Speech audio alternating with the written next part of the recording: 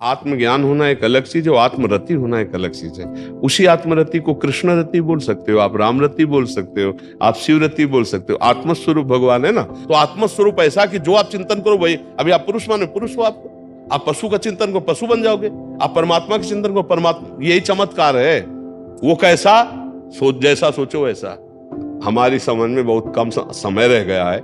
नाम जप करो भगवान का और आश्रय लो गुरुदेव भगवान का, और नाम जप करो, इसी से सब हो जाएगा। देखो परमात्मा साकार है निराकार सब अनुभव में आ जाता है नाम जप से। भजन के बिना कुछ नहीं होता भाई। अब अभी छोटी भी साधना नहीं हुई और बातें बड़ी बड़ी होती हैं तो उससे लाभ नहीं मिल पाता। हमें लगता है अगर बात ना की जाए, साधना की जाए तो वो बात आ जाएगी जो आनी चाहिए बात। शालिनी गुप्ता जी। राधा वल्लभ श्री हरिवंश गुरुदेव, आपके चरणों में कोटि कोटि प्रणाम। महाराज जी, एक ज्ञान मार्ग का पथिक जो फिर प्रेम मार्ग की कृपा प्राप्त हुई हो, उस नए साधक को क्या महत्वपूर्ण निर्देश एवं जहां त्रुटियां संभावित है उनके निस्तारण संबंधित मार्गदर्शन? हमें लगता है ज्ञान मार्ग के साधक को जब प्रेम मार्ग में आने का भाव आएगा तो त्रुटियां तो रह नहीं जाएंगी, क्योंकि ज्ञान मार्ग से अज्ञान को तो पहले ही नाश हो चुका है। अगर वो ज्ञान मार्ग में चला नहीं, केवल छाप लगी, तो फिर वो ज्ञानी किस बात का। नहीं तो ज्ञान मार्ग से चला हुआ ही तो प्रेम को प्राप्त होता है। चाहे देखो, आत्मज्ञान होना एक अलग चीज है, आत्मरति होना एक अलग चीज है। उसी आत्मरति को कृष्ण रति बोल सकते हो, आप राम रति बोल सकते हो, आप शिव रति बोल सकते हो। आत्मस्वरूप भगवान है ना, तो जिसको ज्ञान प्राप्त हो गया वहां त्रुटि शब्द कैसा है। जो ज्ञान से प्रेम की यात्रा कर रहा है वहां त्रुटि के तो कोई सवाल नहीं। जो अज्ञान से ज्ञान की यात्रा कर रहा है वहां त्रुटि का सवाल है। आप ज्ञान से प्रेम की यात्रा की बात कर रहे हैं तो मुझे समझ में नहीं आ रहा कि ज्ञान से प्रेम की यात्रा वाले में त्रुटि की तो गुंजाइश नहीं है। अज्ञान से ज्ञान की यात्रा की तरफ चलने में त्रुटि हो सकती है, क्योंकि अभी हम अज्ञान से युक्त हैं, ज्ञान प्राप्त करना चाहते हैं तो पूर्वाभ्यास व हमसे त्रुटि। लेकिन जिसे ज्ञान प्राप्त हो गया है और ज्ञान से प्रेम की तरफ जा रहा है वो तो बहुत ऊंचाई पर, वहां त्रुटियों का तो कोई स्पर्श ही नहीं है। नहीं स्वात्मा रामम विषय मृग तृष्णाम भ्रम्यति, तो शायद आप अभी ज्ञान को समझ नहीं पाए, केवल क्लास में गई हैं और फिर वापस लौट गई, तो ऐसी बात हो सकती है। किसका प्रश्न है? तो आप क्या मतलब, आपका क्या उद्देश्य है इस प्रश्न का? उद्देश्य यह है कि मैंने कल ही जो है दीक्षा के लिए कहा था, तो अब मैं इस मार्ग पर बढ़ रही हूँ। तो नहीं तो आपको ज्ञान प्राप्त हो गया है क्या? आपने कहा ज्ञान मार्ग से। जैसे मैं जो हूँ, मैंने पहले भी यहाँ कहा था, मैं अष्टांग योग पद्धति से निराकार उसमें उपासक रही।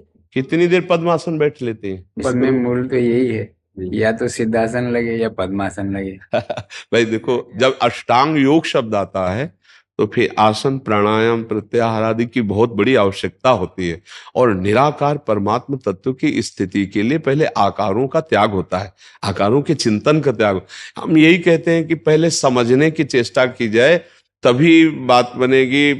अब ऐसे निराकार उपासना को व्यक्त किया जाता है कि साकार का एकदम खंडन कर दिया जाता है, और साकार का खंडन होने के बाद आधार कोई है नहीं चिंतन का, वो भ्रष्ट पुरुष हो जाता है। निराकार की प्राप्ति बहुत कठिन है।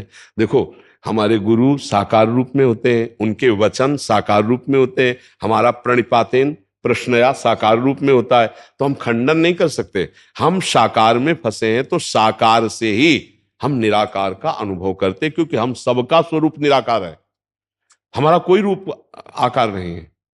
हम जिस आकार को अपना माना है उसी में रमण कर रहे हैं, और अगर हम सब आकार छोड़ दें तो जो हमारा स्वरूप है वो आकार रहित ही है। अब जो आकार मानते, जैसे हम भक्ति में सखा मान लिया, हमने अपने को गोपी मान लिया, जो मान लिया, तो आत्मस्वरूप ऐसा कि जो आप चिंतन करो वही। अभी आप पुरुष माने पुरुष हो, आप पशु का चिंतन को पशु बन जाओगे, आप परमात्मा के चिंतन को परमात्मा। यही चमत्कार है। वो कैसा जैसा सोचो वैसा। कोई सोच नहीं तो फिर वो आकार रहित है। जैसा आकार करो वैसा, और आप कोई आकार चिंतन में नहीं तो वो है, वो है, वो है, ये है कैसा तुम सोच रहे हो जैसा। वो स्त्री है, वो पुरुष है, जड़ है, वो चैतन्य है, वो हर दृश्य में है। नहीं ऐसा नहीं तो फिर है कैसा आप चाहते हो वैसा ही है। वो निराकार भी है, वो साकार भी है, वो जड़ भी है, वो चैतन्य भी, न जड़ है न चैतन्य है, वो सब कुछ है और वो कुछ नहीं है। बुद्धि बड़े बड़े ज्ञानियों की लड़खड़ा करके गिर जाती है, तब गुरु चरणों से बोध होता है। अब मैया है, कैसे उसको समझा करिए। अष्टांग योग से निराकार की उपासना कर रही थी, तो हमारी समझ में बहुत कम समय रह गया है। नाम जप करो भगवान का और आश्रय लो गुरुदेव भगवान का और नाम जप करो, इसी से सब हो जाएगा। देखो परमात्मा साकार या निराकार सब अनुभव में आ जाता है नाम जप से। भजन के बिना कुछ नहीं होता भाई। वेदांत पढ़ लो, नामात्मा प्रवचने न लभ्या न मेधया न बहुना सुरतेन। जब तक प्रणव का निरंतर चिंतन नहीं होगा तब तक बात नहीं मिलेगी ज्ञान मार्ग के। ऐसे ही राम कृष्ण हरि ये सब प्रणव स्वरूप ही है, ये सब भगवत स्वरूप है, नाम है। जो नाम प्रिय लगे, पहले इतना नाम में चित्त डुबो दो कि और कुछ याद ना आवे, फिर अपने अपन वो में आ जाएगा। साकार है कि निराकार, सब अपने अपन वो में आ जाएगा। अपने को चिंता नहीं करनी, अपने को चिंतन करना है। अब क्या है कि ऐसे ऐसे उपदेश हो रहे क्योंकि अनुभव तो है नहीं। अब वो एक परंपरा की बातें पकड़ ली गई।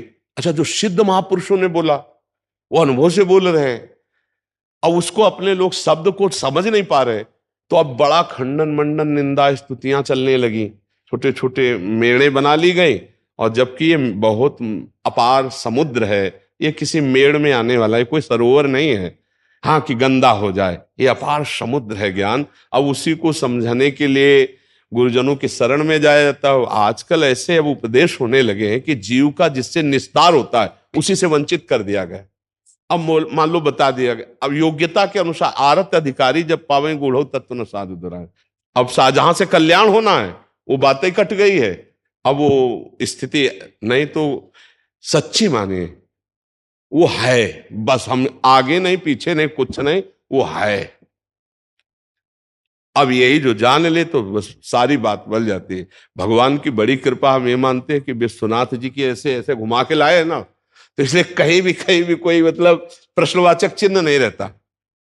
भगवान विश्वनाथ बोध प्रदान करने वाले जगत गुरु हैं। तो बचपन से क्या है, नैष्ठिक ब्रह्मचर्य गायत्री अनुष्ठान महावाक्य ऐसे घुमा के लाए ना, तो अब जब इस तभी हम कहा ज्ञान से प्रेम की तरफ, तो फिर वो तो ऊंचाई वाली यात्रा, वहां त्रुटि का तो कोई सवाल ही नहीं रहता है। तो इसलिए हम कभी कभी जैसे ऐसे प्रश्न होते हैं ना, तो सोचते हैं अच्छा किया कि महादेव अपनी नगरी से घुमा के लाए। अगर हमको डायरेक्ट इसी मार्ग में ले आते तो उधर के प्रश्न को हम न समझ पाते। और अच्छा हुआ कि बचपन से पूरा राउंड ऐसे लगा के लाए ना, तो इसलिए मतलब बहुत साधना का मतलब बहुत सुलझा हुआ व्यक्तित्व, बहुत सुलझा हुआ मानसिक स्तर होना चाहिए। और वो तभी हमें कहीं फंसने नहीं देगा, हमें उस तत्व में स्थित रखेगा। अब अभी छोटी भी साधना नहीं हुई और बातें बड़ी बड़ी होती हैं तो उससे लाभ नहीं मिल पाता। हमें लगता है अगर बात ना की जाए, साधना की जाए, तो वो बात आ जाएगी जो आनी चाहिए बात। तो अब सबसे प्रार्थना है, वो निराकार है साकार ये समझने की बात छोड़ो, नाम जप करो, अच्छे आचरण करो, पवित्र भोजन करो, दूसरों को सुख प्रदान करने की भावना करो। यही से साधना प्रारंभ हो जाएगी, यहीं से साधना प्रारंभ हो जाएगी, यहीं से कृपा का अनुभव होने लगेगा।